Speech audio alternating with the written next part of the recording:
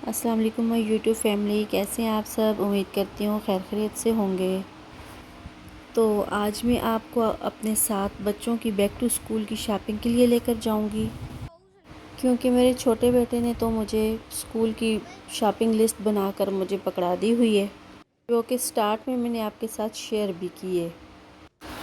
Australia में जैसा कि फ़ाइनल एग्ज़ाम के बाद बच्चों की 6 वीक की स्कूल की छुट्टियां थी, स्कूल खुलने वाले हैं। अब तो स्कूल खुलने से पहले मेरी तरह सारे पेरेंट्स बच्चों के लिए बैक टू स्कूल की शॉपिंग के लिए निकले हुए हैं, क्योंकि इस वक्त जो बच्चों के स्कूल के चीज़ें हैं वो काफ़ी अच्छी कीमत में मिल जाती हैं, यानी काफ़ी सस्ती मिल जाती हैं हमें।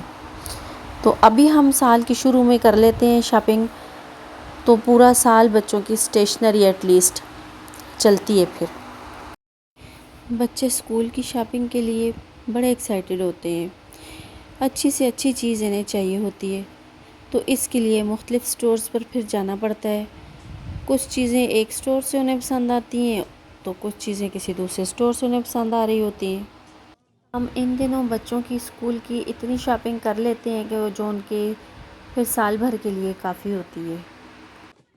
फिर जब बच्चे भी शॉपिंग के लिए आपके साथ हों तो इन्हें कभी एक चीज़ और कभी दूसरी चीज़। बच्चों की एक्साइटमेंट तो देखने के काबिल होती है। अब मेरे बेटे को चाहिए थे 2 पेयर ऑफ शूज़।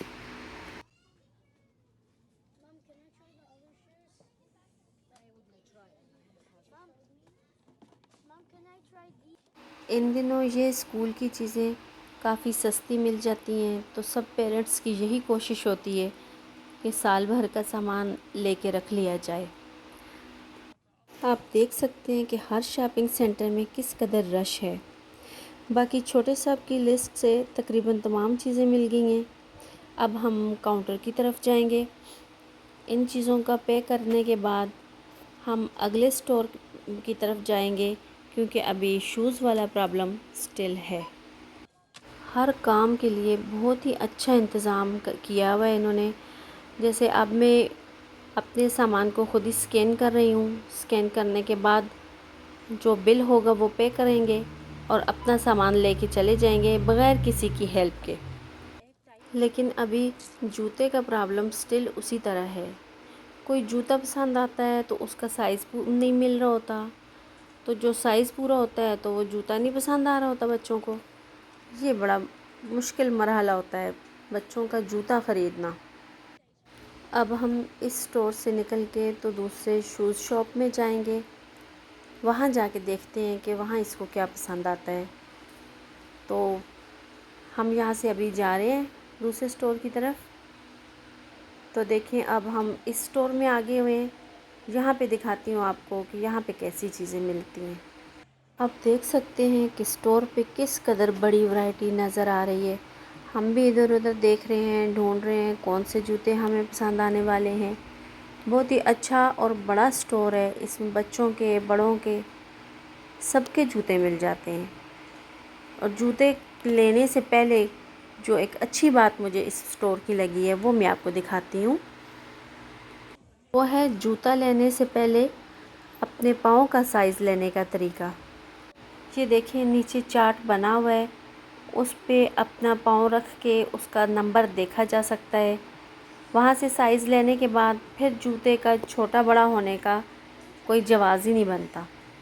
ये बच्चे ख़ुद अपने पाँव का साइज़ लेके ऊपर जो नंबर लिखा होता है वो बता के तो अपनी पसंद का जूता आराम से ले सकते हैं। बहुत ही अच्छा और बेहतरीन इंतज़ाम है। अब बारी आती है जूता पसंद करने की। अब जूता तो देख लिया, 2 जूते हमें जो पसंद आ गए, हमारी बेड लक समझ लें या कुछ भी, कि उसमें हमें दोनों जूतों में साइज़ नहीं मिल सका। अब हमने अपने जूतों के लिए यहाँ पे इनके पास आर्डर लिखवा दिया है, अपनी पूरी डिटेल दे के तो आर्डर लिखवा दिया हुआ है। तो अब हम एक जगह पे आर्डर लिखवाया है, अब दूसरी जगह जाके हम पेमेंट करेंगे, तो उसके बाद फिर जूते का इंतज़ार करेंगे। अब हम दूसरी तरफ जा रहे हैं अपने जूते की पेमेंट करने के लिए। तो ये देखें, अभी हमने अपने जूतों की पेमेंट कर ली हुई है। अब अल्लाह का शुक्र है कि ये मसला भी आज हल हो ही गया। उम्मीद करती हूँ कि आपको बैक टू स्कूल की शॉपिंग वाला व्लॉग पसंद आया होगा। मेरे चैनल को सब्सक्राइब करें और मुझे दें इजाज़त। अगले व्लॉग तक के लिए अल्लाह हाफ़िज़।